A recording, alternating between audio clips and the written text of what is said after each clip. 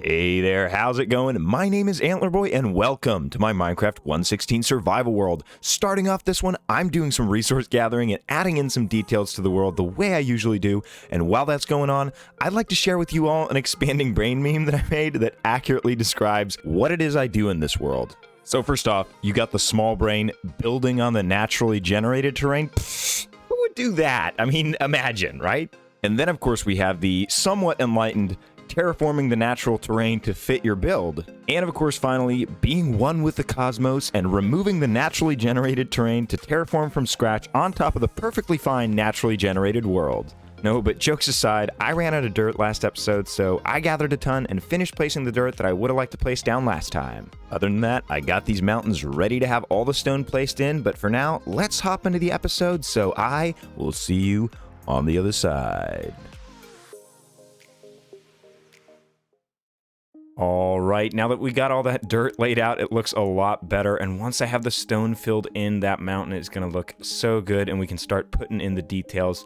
But for this episode, I'd like to do something that I've been thinking about a lot, and I've come to a conclusion. I know some of you have commented that you really like the crane system and that idea, but that's something that I made when I had only made this level of the world.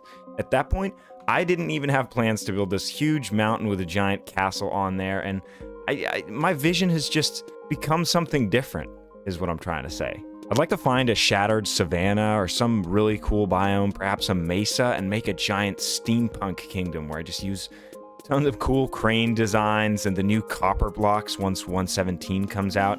But for now, I just don't think this crane fits in this world. So what I'd like to do is tear this thing down and do something different with this area over here and really try to finish this level of the world. So let me just tear this thing down quickly and we'll talk about what we're going to do in this area instead.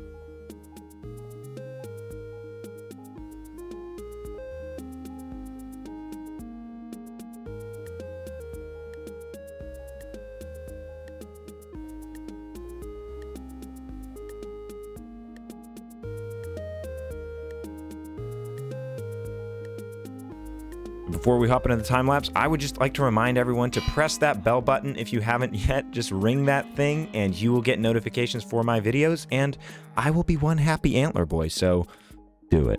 So besides building these houses, I'd like to dress up this area entirely, which means covering this in foliage, building a small tree right here, and I'd like to cover up each and every one of these empty spaces, so something like this area right here, upgrade this garden a little bit on both sides, and obviously work on the space down here. So let's not mess around, let's get to building this thing. Roll the time lapse. Oh yeah. I've been wanting to record this voiceover for a while now, and someone is drilling obnoxiously outside my house, so at this point, I'm just gonna hope it doesn't pick up and do the recording. Anyway, starting off this time-lapse, I would just like to say how happy I am with the decision to revamp this area. Like I said earlier, I built this section with the crane very early in the process, maybe a month after the release of 1.16, and sometimes plans just change. I really want to emphasize that it's okay to go back to things you've built previously and improve them if you want to. Every time I've done so in this world, it's come out better than ever. With these houses, I took inspiration from the other houses on the same level of the village to keep intact the style and consistency, and I really feel like adding these structures is what's created a sense of stylistic cohesion in my humble village.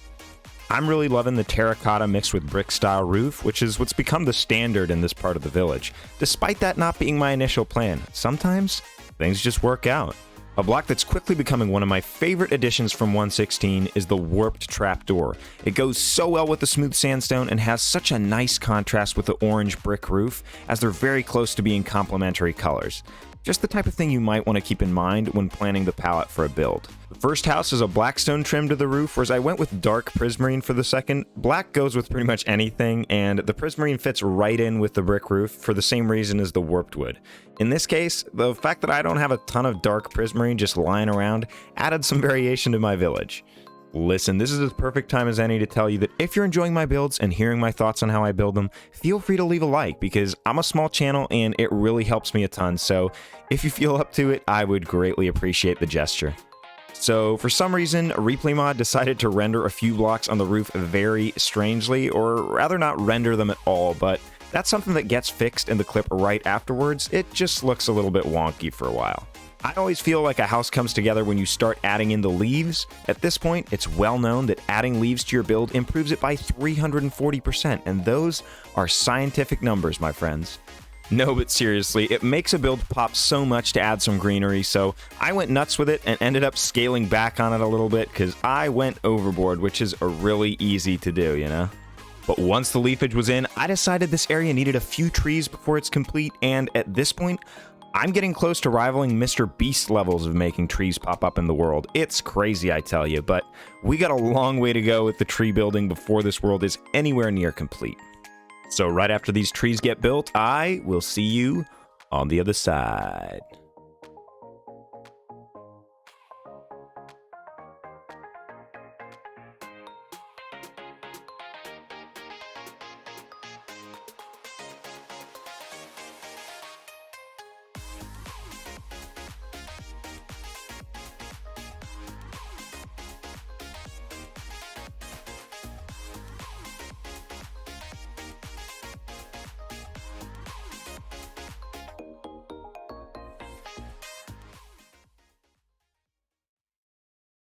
Okay, ladies and gentlemen, I feel like this area has been totally improved. It's gone from being an area where I feel like it's been sort of, you know, my least favorite part of the whole world, and now I feel like it's one of the best parts of the whole world. And coming down here, let me show you guys exactly what I was going for. So one thing I added is this little rack of drying laundry. I think that came out pretty cute, drying here in the shade, but I wanted this really cramped feel right here. And I mean, there's still a lot of space to come in between these houses. This right here, a little bit of a florist maybe in this house selling these potted plants as you come up from here.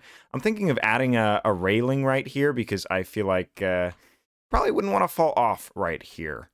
But I really feel like we got the right vibe when you come through here. I can see that I left a bit of a shulker mess right here, which is something we're going to have to talk about. But yeah, these trees really just add to the right atmosphere, and I feel like this area leading up to this house right here has just become that much more magical.